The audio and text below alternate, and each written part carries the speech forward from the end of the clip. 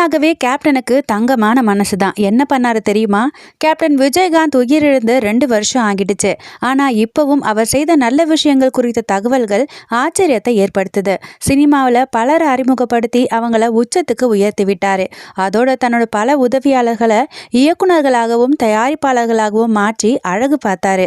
அவரை பத்தி director RK. Selvamani ஒரு இன்டர்வியூல பேசும்போது, அன்னைக்கு ஒரு நாள் ஷூட்டிங் முடிய லேட் ஆகிடுச்சு. நானும் கேப்டனும் அவரோட ஆஃபீஸுக்கு போனோம். அப்ப பார்த்து அவரோட அசிஸ்டன்ட் அசந்து தூங்கிட்டு இருந்தாரு.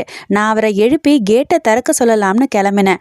ஆனா என்ன வேண்டாம்னு தடுத்த கேப்டன், நான் வந்தது லேட்டு, பாவம் அவரை எழுப்பி ஏன் டிஸ்டர்ப் பண்ணணும், நாம எழுப்பின பிறகு அவருக்கு மறுபடியும் தூக்கம் வருமோ வராதோன்னு சொல்லிட்டு டக்குன்னு கேட்டை ஏறி குதிச்சிட்டாரு. அதை தொடர்ந்து அவருக்காக வைக்கப்பட்டிருந்த சாப்பாட்டை அவரே போட்டு சாப்பிட்டாருன்னு ஷேர் பண்ணாரு ஆர்.கே. செல்வமணி. ஒருத்தரோட கஷ்டத்தை அவங்க இடத்துல இருந்து பார்த்து அதை தீர்த்து வச்சவர் தான் கேப்டன். உதவியாளர் தானேன்னு நினைக்காம அவரையும் ஒரு சக மனுஷனா மதிச்சு கேப்டன் செய்த விஷயம் உண்மையாகவே பாராட்ட வேண்டிய விஷயம் தான் கமெண்ட் பண்றாங்க ரசிகர்கள்.